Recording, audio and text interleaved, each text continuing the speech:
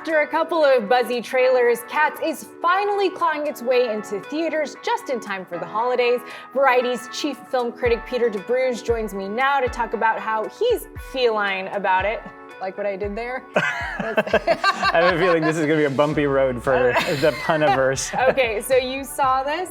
Did you like it? Well, let's say after all the hissy fits they were throwing online over that trailer, I was trying to ignore a lot of that talk and go in as kind of open-minded as possible. Cats is the first musical I ever saw on stage. I have a fondness for it. Even open-minded, I feel like from the first shot, you know you're in trouble in this movie. It is ugly, it is badly directed, it is an eyesore, and these cats look terrible. It's bad CGI, it's bad design, making them look like fur is sprouting out of their faces and bodies. This is the digital fur technology that was so widely touted ahead of the movie hitting theaters, right? I mean, this movie has taken a long time to figure out. It's about dance on stage, and here you're not sitting in an audience. An audience, by the way, that in the theater, cats are crawling around, you know, across people's laps, and it's really interactive, and it's a kind of special high concept show. Here, the concept is, how do you make the cats realistic? One of the things that's kind of bewildered people is the plot of this movie. One of the kind of talking points about Cats is that it has no plot. The truth is it has a plot that is not very interesting. Tonight is a magical night. All that I wanted, where I choose the cat was to be wanted. that deserves a new life. The plot is there's something called a jellicle ball, and jellicle is a made-up word by T.S. Eliot, the poet whose work inspired the original lyrics and the idea for Cats. The jellicle ball happens every year, and they choose one cat to ascend into a kind of heavenly other world.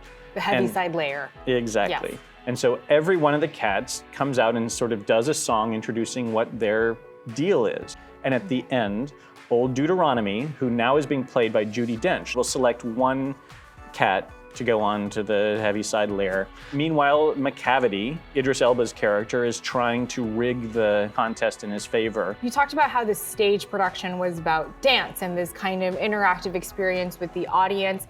How is the music in the movie? I think at the end of the day, I could deal with the fact that it's ugly and it's just not to my taste visually. If the pleasures of the musical were there.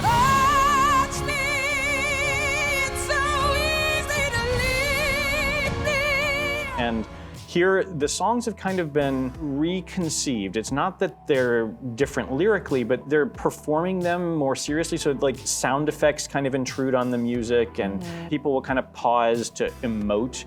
And the dance, meanwhile, the choreography is such a part of the original show.